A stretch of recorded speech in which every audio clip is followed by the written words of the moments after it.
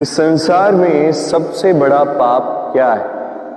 कोई कहेगा असत्य, कोई कहेगा छल, तो कोई कहेगा लालच।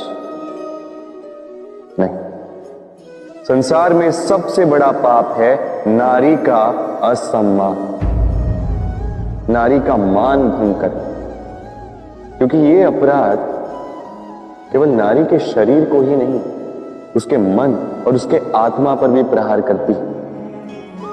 फिर प्रश्न ये उठते हैं कि जिसने भी यह अपराध किया है उसे दंड क्या दिया जाए।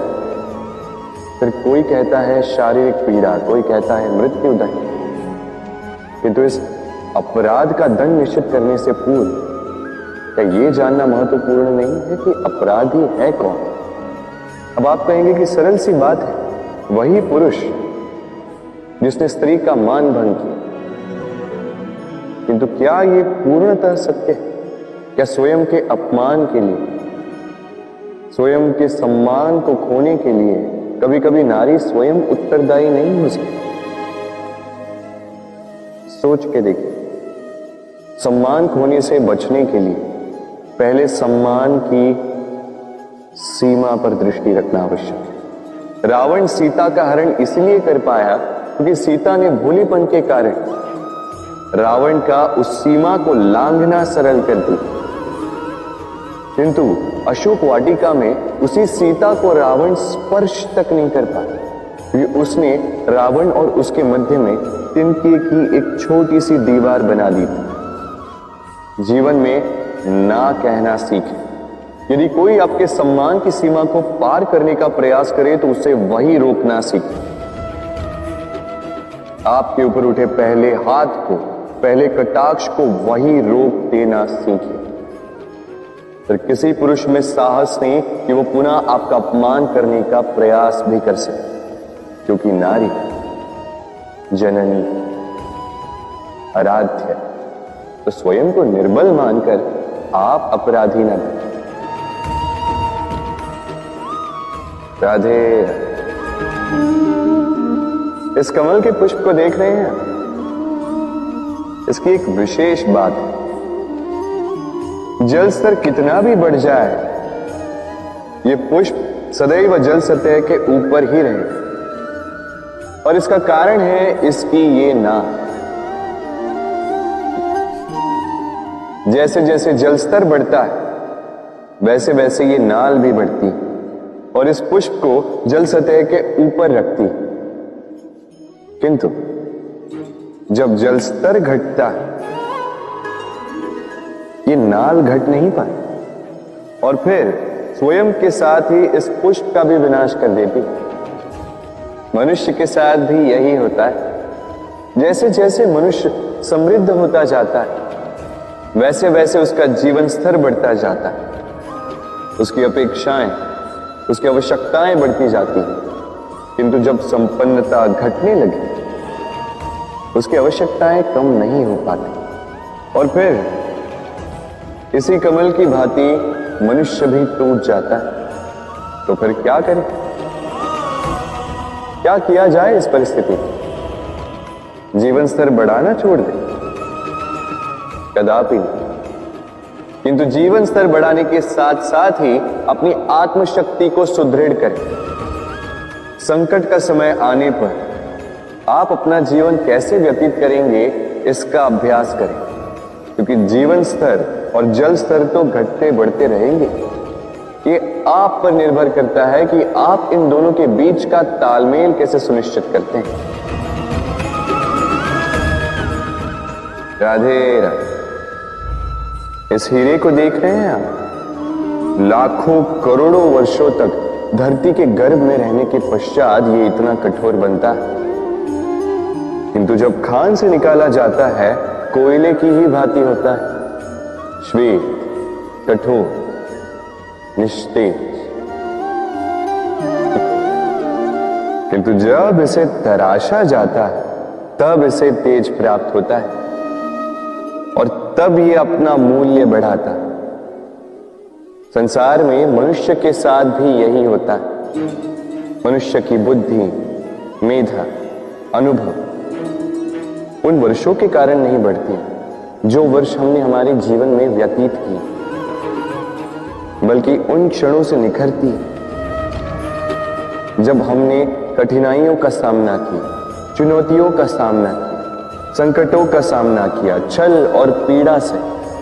इसलिए यदि आपके जीवन में आपके सामने संकट आए, चुनौतियां आए, पीड़ा आए, तो उसे भयभीत मत होइएगा, उसका स्वागत कीजिए, क्योंकि यही परिस्थितियां आपको वो अनुभव देगी जो आपको प्रबुद्ध करेगी। राधे। प्रकृति ने हर जीव में एक भाव भरा है ताकि वो निश्चल न रहे, कुछ न कुछ कर्म करता है, और वो भाव है भूख। संसार में हर जीव, हर पशु, पक्षी, प्राणी परिश्रम करता रहता है अपनी इस भूख को मिटाने की। परंतु क्या अन्य जीवों की भांति मनुष्य की भूख भी पेट तक ही सीमित रहती? तन की भूख मिटाते मिटाते कब ये भूख मन और माया की तृष्णा में बदल जाती है पता ही नहीं चलता। और अधिकतर ये तृष्णा धन संग्रहित करने तक ही रह जाती है। अपना जीवन जीना छोड़कर किसके लिए ये धन संग्रहित कर रहे हैं? आने वाली पीढ़ी के। बड़ी विचित्र बात। अपना जीवन जीना छोड़कर धन संग्रहित करते करते अपने जीवन का सुख भी मिटा रहे हैं और आने वाली पीढ़ी को कर्म करने से भी बाधित कर रहे हैं। पूत कपूत तो क्यों धन संचय, पूत सपूत तो क्यों धन संचय। अपनी संतान को संस्कार दीजिए, धन नहीं। यदि संतान संस्कारी हो तो अपना स्वयं का एक संसार बना लीजिए। यदि असंस्कारी हो तो आपका बना बनाया संसार यूं ही नष्ट कर दे। इसलिए जीवन में यदि कुछ संचय करना है तो ज्ञान संचय कीजिए, प्रेम संचय कीजिए, और मेरे साथ प्रेम से कहिए राधे राधे। जीवन को रथ कहा जाता है, किंतु क्यों? अब आप कहेंगे कि इसलिए क्योंकि जीवन भी रथ की ही भांति चलता रहता है। किंतु कभी आपने इस रथ को समझने का प्रयास किया? रथ में आगे अश्व होते हैं और पीछे पहिए। ये अश्व आपके कर्म और ये पहिए कर्मफल। ये अश्व जहां जाते हैं, ये पहिए उसी के पीछे पीछे आते हैं। यदि आपके अश्व यानी आपके कर्म शुभ सरल मार्ग पर चले तो आपकी यात्रा आनंदमयी होगी। यदि दुष्कर्म के बुरे पथ पर चले तो आपकी यात्रा गड्ढों और झटकों से युक्त होगी। अब चयन आपका है, आप क्या चाहते हैं? आपकी यात्रा आनंदमयी हो या पीड़ादायी? अपने कर्मों के अश्वों को नियंत्रण में रखें। फल का पहिया सदैव आपको मधुर रास ही देगा। राधे राधे। बताइए श्रेष्ठ कौन? रेशम के धागे बनाने वाला या उन धागों को बुनकर वस्त्र बनाने वाला? निश्चित रूप से वस्त्र बनाने वाला। अब बताइए श्रेष्ठ क्या है? माटी को पूरे तट पर बिखेर कर रख देने वाली बाढ़ या उस माटी को समेट कर उसी से एक मूर्ति बनाने वाला मूर्ति का? निश्चित रूप से मूर्ति का। अब बताइए श्रेष्ठ कौन है? देवताओं और दानवों का वो दल जिन्होंने अमृत प्राप्ति के लिए इस संसार में हलाहल फैला दिया, या वो महादेव जिन्होंने इस हलाहल को सूक्ष्म करके अपने कंठ में समाहित कर लिया? निश्चित रूप से महादेव श्रेष्ठ।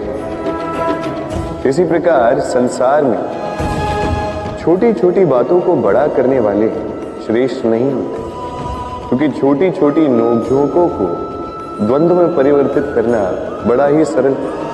किंतु श्रेष्ठ सदैव वो होता है जो बड़े से बड़े युद्ध को समझौता बनाकर समाप्त कर दे। राधे राधे। संसार में सबसे कठिन कार्य क्या है?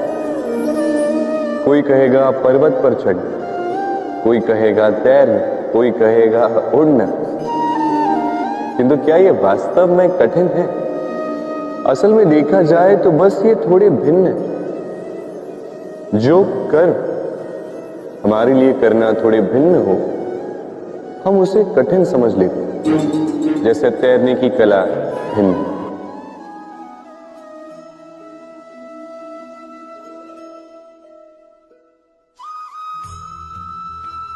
बड़े ही परिश्रम से इसे बनाती, अपने शरीर के रस से इसे बुनती। क्या आप इसका उद्देश्य जानते हैं? आखिर मकड़ी इन जालों में नन्ही कीटों को फंसाकर उन्हें अपना भोजन बना लेती। और क्या आप ये बात जानते हैं कि एक दिन मकड़ी इन्हीं जालों में फंसकर मृत्यु को प्राप्त हो जाती? बताइए क्या करते हैं आप इन जालों के साथ? दिखते ही हटा देते हैं इनका अस्तित्व, है ना? दूसरी ओर चिड़िया का घोंसला। चिड़िया भी बड़े परिश्रम से इसे बनाती है, किंतु यदि चिड़िया इसे छोड़कर चली भी जाए, उसके पश्चात भी लोग इसका विनाश नहीं करते। कारण क्या? कारण यह है कि इसका निर्माण जीवन के संचयन के लिए किया गया था, आखेट के लिए नहीं। स्मरण रखिएगा, जीवन में आपका परिश्रम कितना भी अधिक हो, यदि आपका लक्ष्य शुभ ना हो, तो आपको भी विनाश पाना ही होगा।